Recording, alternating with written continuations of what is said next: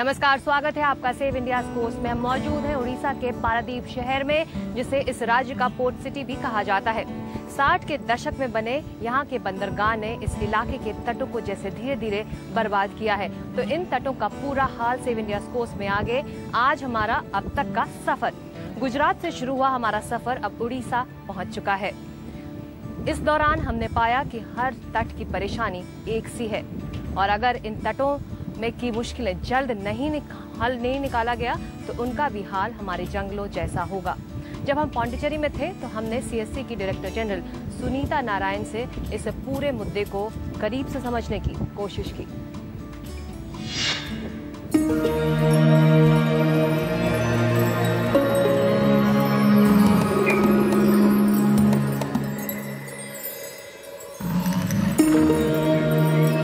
पौंडीचेरी की तट का हाल है वो देश के ज्यादातर कोस्टल एरियाज में हमने यही देखा।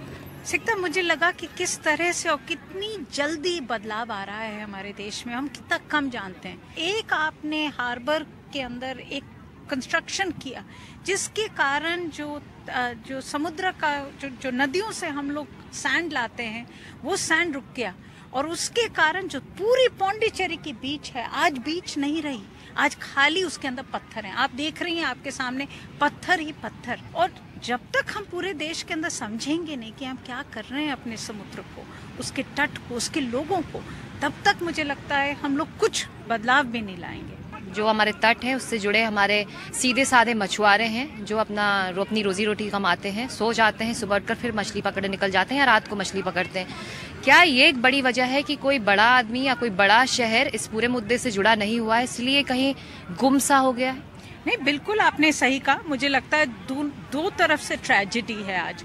एक ट्रेजेडी ये है कि जो मछुआरे हैं, जिनकी अगर आप सोचें कि आज आप जंगलों के बारे में ज़्यादा जानती हैं और जंगल में जो रहते हैं लोग, हमारे जो आदिवासी हैं, उनके बारे में आप ज़्यादा समझती हैं, जानती हैं, मगर जो समुद्र का सवाल है और उसके पास जो लोग रहते हैं, जो हमारे मछुआरों के बारे में आप कुछ नहीं जानती। आप ये नहीं जानती किस तरह से उनकी जिंदगी तबाह हो रही है, किस तरह से उनका ये जंगल है।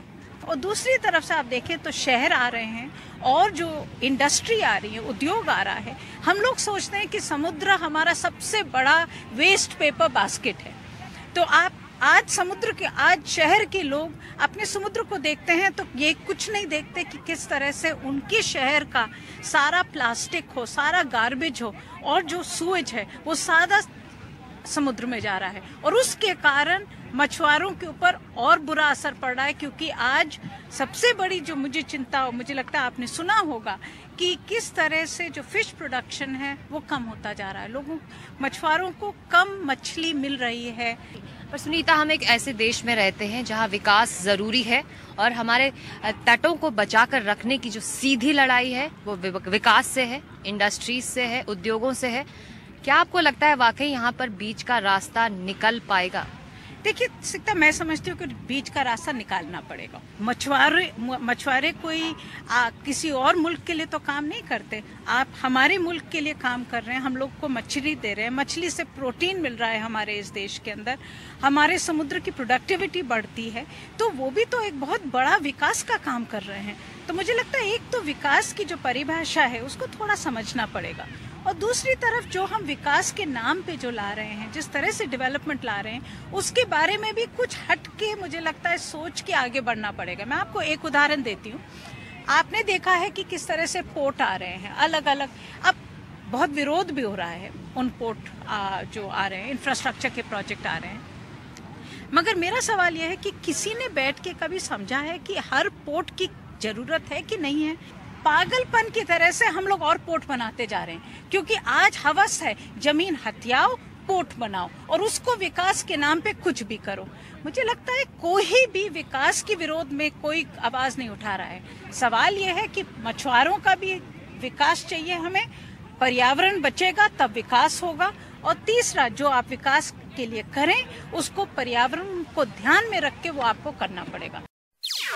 NDTV's cricket app, Android and iPhone, fastest scorecard, special analysis, and much more. Download free. ndtv.com/apps.